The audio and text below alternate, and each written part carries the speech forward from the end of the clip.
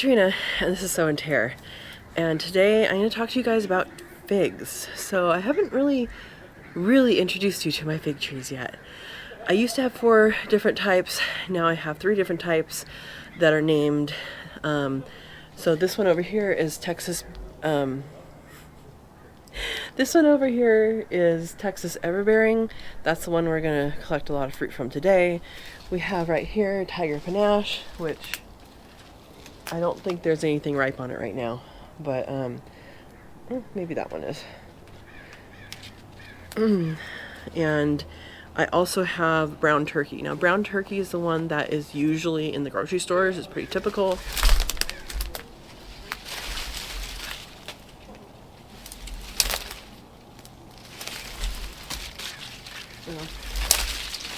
Figs are usually not, I don't have green on them, but it has that color. So that's brown turkey, but it's usually not green. I just picked this for your benefit. And then this is Tiger Panache, and this is ripe. It's striated yellow and green.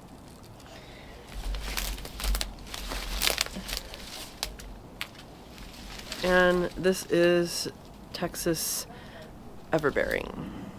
So I used to have a Cadota fig, and that is a tasty green fig. It's like a green-yellow color when it's ripe. And what I like about the green fig specifically is that the birds typically don't go after them because they look like unripe fruit. Now, other things will, but the birds mostly don't.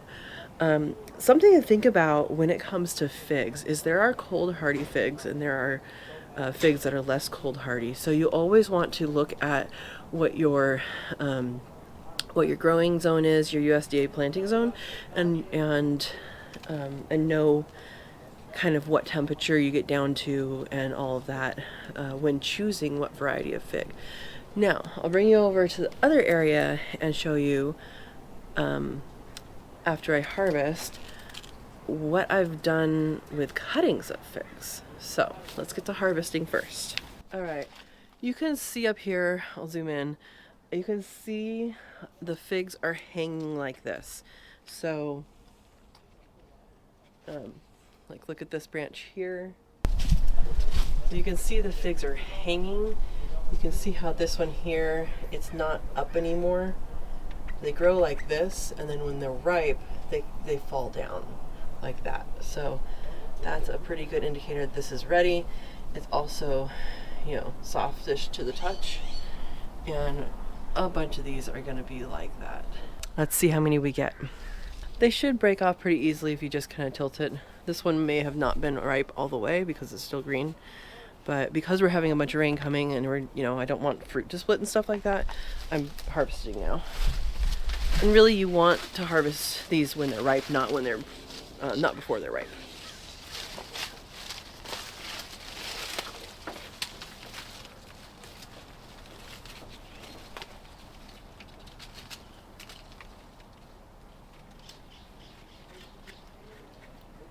See, like those ones up there are not ripe yet.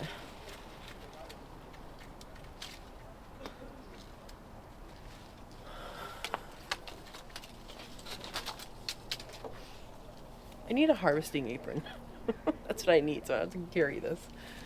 Let's see what we can do.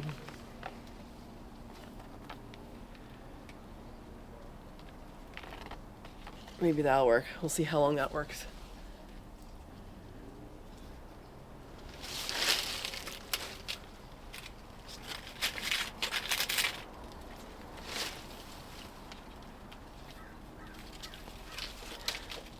Now this is December. This is pretty late for these to be ripe, but hey, I'll take it. Now these are pretty flexible, so if you just want a pie, you can bend it down. Although that one's not ripe. I can feel that some of them I thought were ripe have a couple days left, so we're gonna give them those couple days. Oops.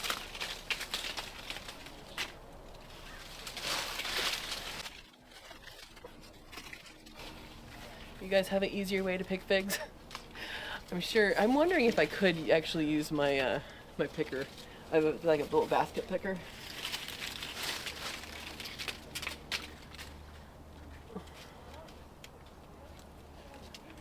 Yeah, a lot of these I thought were ripe are not ripe. Oops, that one was ripe.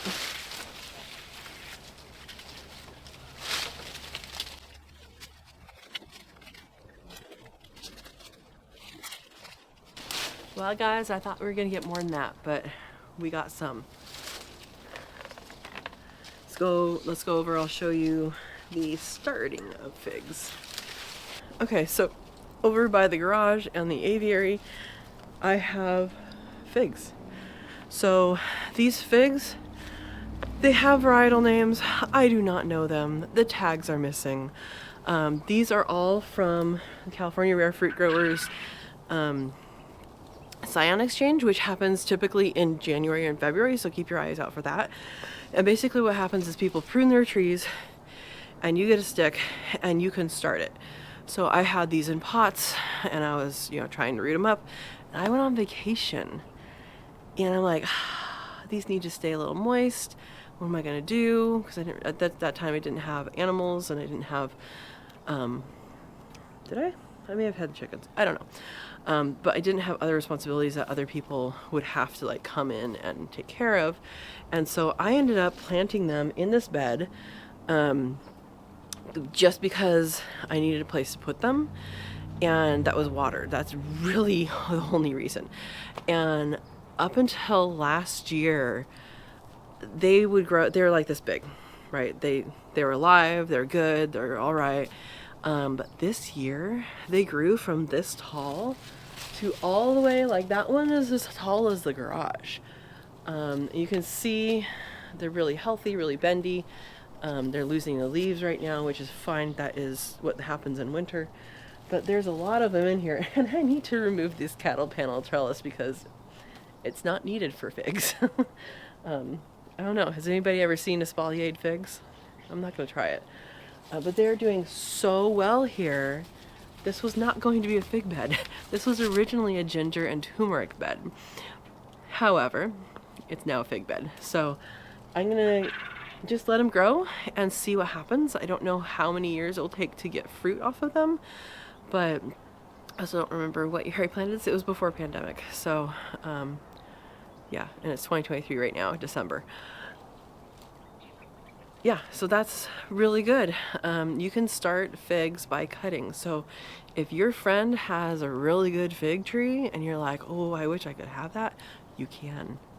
Ask them for a cutting, you cut it, you put it in, keep it moist. Don't over water because they can rot, but keep it moist. I used to have a Cadota fig and it was so wonderful. It's the best fig. It has it's been a variety for over 2,000 years. So that's pretty darn impressive, but I want it again. But one of these might be it. I don't know. I tried to move it because I planted my trees too dense to begin with. And I'm trying to move it in summer, and that's the wrong time to move any kind of deciduous tree. Ended up dying. So that was totally my fault and stupidity. And do not do that. I tried it for you. It does not work. So anyway, that's my figs. Those are my fig stories. We didn't get very many, but that's what we got. And I'll show you. All right, let's show you the differences between these figs. All right, so this is a brown turkey. I don't think it was all the way ripe yet, but let's see what we get. Oh, and these are all flowers. So this is what the flower looks like. It's small, right? It's a really small thing, and it looks like the fruit. And all the flowers are actually inside the fruit. So when we open these, every little piece that's in there is an individual fruit inside what we would call the fig. So these are pollinated by wasps that go into the center of the flower, go in there, do their pollination, and come out.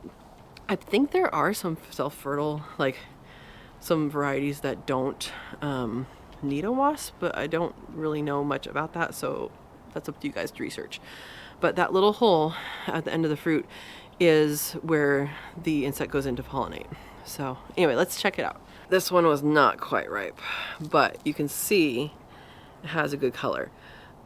This is one that you would find in the grocery store.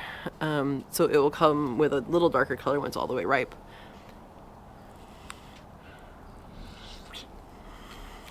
It's okay.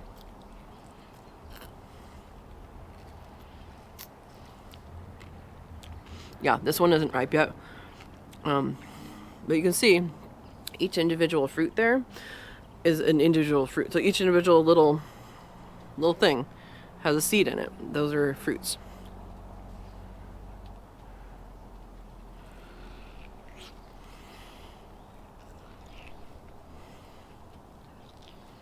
Normally I do eat the skin, but on underripe ones, the skin's not good. So this is gonna go to the quail.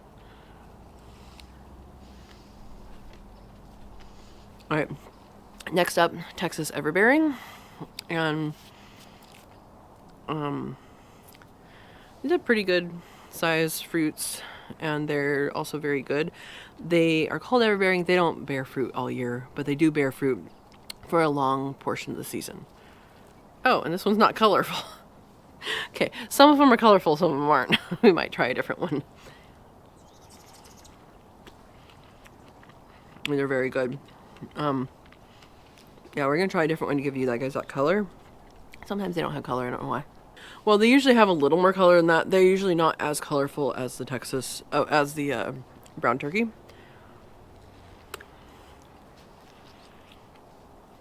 They might not be as ripe as they usually are too. It is winter, so the fruits are not going to be as sweet as the beginning. So with figs, they're really sweet in the beginning because it's like end of summer. And then in the winter, the fruit gets less sweet. So that's my experience at least. And the tiger panache is really good. It's really good. See how straight it is? Striped? Now this usually has a pop of color. Yep, it does. That's the color inside there. So how cool is that? You get that on the outside, that on the inside. And these ones are always really good. There's a variety of colors of fruits for figs, both inside and outside colors.